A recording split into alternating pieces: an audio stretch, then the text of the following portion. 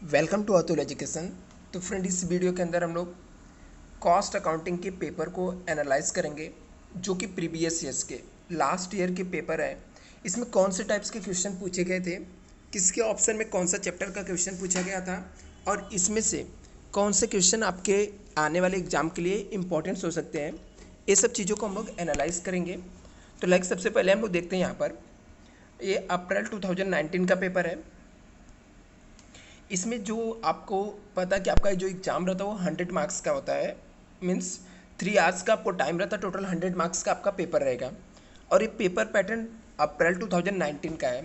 New paper patterns क्या रहेगा उसके लिए मैं आपको सेपरेट वीडियो बनाकर बता दूंगा, क्योंकि फ़िलहाल पूरे चैप्टर सेम है, बट क्या लॉकडाउन के पहले क्या था मैं बता देता हूँ। जहाँ पर यहाँ पर 15 मार्क्स के क्वेश्चन पूछे गए हैं, वो आपको अभी के पेपर पैटर्न में 20 मार्क के क्वेश्चन पूछे जाएंगे, या तो फिर 10-10 मार्क्स के क्वेश्चन पूछे जाएंगे। अभी आते हैं मेन पॉइंट्स पे। यहाँ पे जितने भी क्वेश्चन होते हैं सब क्वेश्चन क्या होते हैं, आपके कंपलसरी होते हैं। एक एक चीज़ को अच्छे से एक्सप्लेन करते हुए मैं आपको बताते हुए चलता हूँ। क्वेश्चन नंबर 1 का ये आपको एमसीक्यू टाइप्स का क्वेश्चन पूछा है। तो यहाँ पर एमसीक्यू टाइप्स के क्वेश्चन के आंसर क्या होंगे, इसके लिए मैं आपको एक सेपरेट वीडियो बना दूंगा, जिसके अंदर मैं हर एक आंसर को एक्सप्लेन कर दूंगा कि ऑब्जेक्टिव क्वेश्चन के राइट आंसर क्या है। अभी के लिए देखते हैं सिर्फ पेपर में क्या क्या पूछा गया। क्वेश्चन नंबर 1 का ए है, जिसके अंदर आपको एमसीक्यू टाइप्स के क्वेश्चन पूछे गए हैं। और क्वेश्चन नंबर जो ए का बी था, इसके अंदर आपको मैथ द कॉलम पूछा गया है। तो आपको ऑब्जेक्टिव का टेंशन नहीं लेना, मैं ऑब्जेक्टिव का वीडियो जल्दी अपलोड कर दूंगा, 1-2 दिन के अंदर ही अपलोड कर दूंगा सब। और भी जो मोस्ट इंपॉर्टेंट ऑब्जेक्टिव वो भी अपलोड कर दूंगा यहाँ पर। कितने 10 मार्क्स के लिए यहाँ पर है, टोटल 12 दिया, तो एग्जाम में आप लोग 12 के 12 अटेम्प्ट करना। क्योंकि यदि आपका 1-2 रॉन्ग भी होता है तो भी आपको मार्क्स मिलेगा। ऐसा कोई भी आपको सोचना नहीं है कि 12 अटेम्प्ट 12 अटेम्प्ट करूंगा तो स्टार्टिंग के सिर्फ 10 चेक होगा, ऐसा कुछ भी नहीं सोचना है। 12 के 12 ऑब्जेक्टिव क्वेश्चन आपको क्या कर लेना है, अटेम्प्ट कर लेना है। क्वेश्चन नंबर जो 2 है, ये प्रोसेस कॉस्टिंग से पूछा गया है। वो भी कौन सा प्रोसेस है, सिंपल प्रोसेस है, सिंपल प्रोसेस कॉस्टिंग, जिसके अंदर आपको प्रोसेस अकाउंट्स बनाने के लिए बोला गया है। यहाँ पे लिखा prepare process account and calculate they should be the made in the nearest rupees.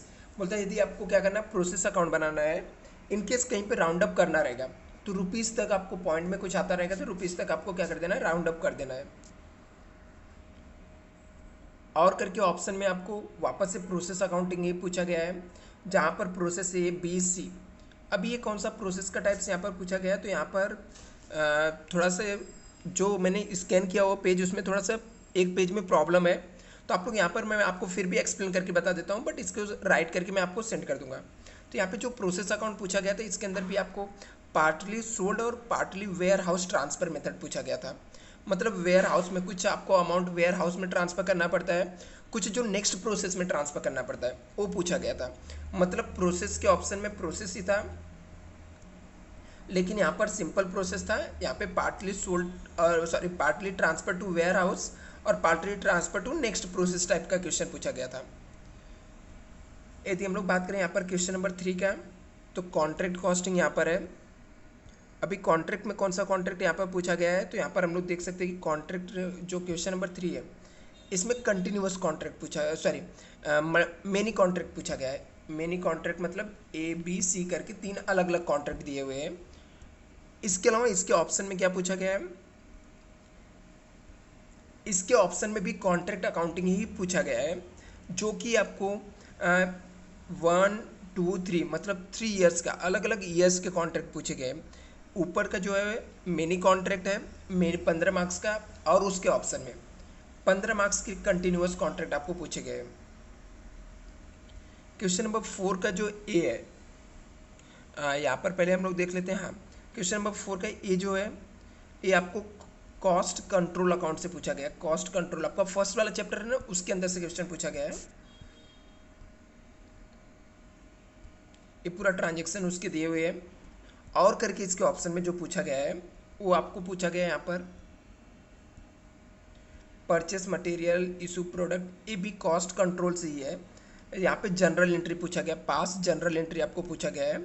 तो मतलब इसके ऑप्शन में भी वही है, कितने 8 मार्क्स का। और 7 मार्क्स का आपको क्या पूछा गया है, material cost variances, material usages variances, ये सब पूछा गया है। यहाँ पर 5A में आपको दिया है 8 में, ठीक है। आपको यहाँ पर वापस से पूछा गया है कि from the following information calculate material और लेबर दोनों मिक्स करके आपको पूछा गया है। कितने मार्क्स के लिए? 8 मार्क्स के लिए पूछा गया है। क्वेश्चन नंबर 5 का ये है। 5 के ए में आपको क्या पूछा गया है यहाँ पर वेरिएबल कॉस्ट पर यूनिट दिया हुआ मटेरियल लेबर, मतलब आपको मार्जिनल कॉस्टिंग से क्वेश्चन पूछे गए। कितने मार्क्स के? 15 मार्क्स के लिए पूछे गए हैं। इसके अंदर पूछा क्या क्या था आपको? यहाँ पर आपको पूछा है कि पीबी रेशियो क्या होता है, ब्रेक इवन पॉइंट्स क्या है इन यूनिट्स में, मार्जिन ऑफ सेफ्टी क्या है, ब्रेक इवन सेल्स क्या है, अमाउंट इन फिक्स ओवरहेड यदि इंक्रीज हम लोग 20% से कर देते तो कितना आएगा। इसके अलावा आपको रिवाइज ब्रेक पीबी रेशियो पूछा when the selling price increase 20%, selling price को 20% से इंक्रीज कर देंगे तो क्या रहेगा, आपको रिवाइज पॉइंट पूछा है। और शॉर्ट नोट्स में आपको क्या पूछा है, राइट द मीनिंग, यहाँ पे पूछा write the meaning of break even charts क्या होता है।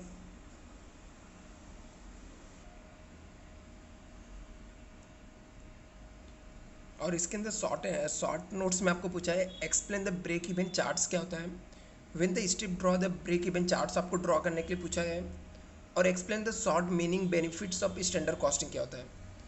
और 20 मार्क्स का और भी शॉर्ट नोट्स आपको 5 मार्क्स के पूछे हैं। फिर टाइप्स ऑफ बेंच मार्किंग क्या होता है, लिमिटेशन ऑफ मार्जिनल कॉस्टिंग क्या है, कॉस्ट प्लस कॉन्ट्रैक्ट क्या होता है, एडवांटेज ऑफ कॉस्ट लेजर क्या है, अब नॉर्मल गेन क्या है, जॉइंट प्रोडक्ट क्या है। तो अभी के लिए आपको अब नॉर्मल गेन क्या होता है, जॉइंट प्रोडक्ट क्या होता है, कॉस्ट प्लस कॉन्ट्रैक्ट क्या होता है, इसको आपको इस बार के लिए भी अच्छे से प्रिपेयर कर लेना है इसमें से। नेक्स्ट पेपर देखते हैं हम लोग। तभी स्टूडेंट हम लोग अक्टूबर 2019 के पेपर को एनालाइज करते हैं कि इसके अंदर क्या क्या आपको पूछा गया था। तो यहाँ पर भी सेम क्वेश्चन नंबर 1 में आपको MCQ टाइप्स के क्वेश्चन पूछे गए थे ऑब्जेक्टिव। इस ऑब्जेक्टिव क्वेश्चन को भी मैं आपको एक्सप्लेन कर दूंगा, आपको टेंशन नहीं लेना है यहाँ पर। इसके बाद क्वेश्चन नंबर 1 का बी जो है, यहाँ पर आपको क्या पूछा गया है, ट्रू फॉल्स पूछा गया है, ट्रू एंड फॉल्स पूछे गए हैं यहाँ पर। इसके अलावा नेक्स्ट आपको क्या पूछा गया है, वापस से आपको यहाँ पे देखो इस पेपर के अंदर भी क्वेश्चन नंबर 2A का प्रोसेस कॉस्टिंग पूछा गया है। सिंपल प्रोसेस कॉस्टिंग यहाँ पर है, यहाँ पर भी कोई डिफिकल्ट नहीं दिया गया है, कुछ अलग नहीं, सिंपल वाले मेथड से पूछा गया है। आउटपुट्स के यूनिट्स भी दिए हुए हैं, एकदम सिंपल कैलकुलेशन वाले हैं। और करके ऑप्शन में आपको वापस से प्रोसेस कॉस्टिंग पूछा गया है। और इस प्रोसेस कॉस्टिंग को output transfer to next process और output sold at the end of the process, मतलब इस मेथड से आपको पूछा गया कि कितना आउटपुट को हम लोग सोल्ड करेंगे और कितने आउटपुट को हम लोग नेक्स्ट प्रोसेस के अंदर हम लोग क्या करेंगे, ट्रांसफर करेंगे। इसके अलावा क्वेश्चन नंबर 3 का ए जो है, इसके अंदर आपको पूछा गया है, यहाँ पर आपको कॉन्ट्रैक्ट कॉस्टिंग है और कॉन्ट्रैक्ट कॉस्टिंग के अंदर भी जो एस्टिमेटेड कॉन्ट्रैक्ट कॉस्टिंग है वो आपको पूछा गया है, मतलब आपको एस्टिमेटेड कॉन्ट्रैक्ट कॉस्टिंग पूछा गया है। और इसके ऑप्शन में वापस से आपको कॉन्ट्रैक्ट कॉस्टिंग ही पूछा गया है, मतलब यहाँ पर भी कॉन्ट्रैक्ट कॉस्टिंग है और करके ऑप्शन में भी कॉन्ट्रैक्ट कॉस्टिंग है, 15 मार्क्स का। मतलब प्रोसेस के ऑप्शन में प्रोसेस पूछा है, कॉन्ट्रैक्ट के ऑप्शन में कॉन्ट्रैक्ट, ऐसा 2 साल के पेपर में किया है। इसके बाद जो क्वेश्चन नंबर 4 का ये है, एक कॉस्ट कंट्रोल से आपको पूछा गया, कॉस्ट कंट्रोल अकाउंट से पूछा गया आपको। और करके ऑप्शन में यहाँ पर स्टैंडर्ड कॉस्टिंग 7 मार्क्स का दिया है और यहाँ पर 8 मार्क्स के लिए मार्जिनल कॉस्टिंग पूछा गया, मतलब आपको यहाँ पर स्टैंडर्ड कॉस्टिंग और मार्जिनल कॉस्टिंग ऑप्शन में दिया, तो यदि आप ये 2 अटेंड भी कर लोगे तो भी आपको इजीली हो जाएगा। और अभी यहाँ पर यदि हम लोग क्वेश्चन नंबर 5 की बात करें तो बहुत ही सिंपल है। यहाँ पर क्वेश्चन नंबर जो 5 है, यहाँ पर 15 मार्क्स के लिए आपको पूछा गया है, क्या, मार्जिनल कॉस्टिंग यहाँ पर पूछा गया है, 15 मार्क्स के लिए पूछा गया है।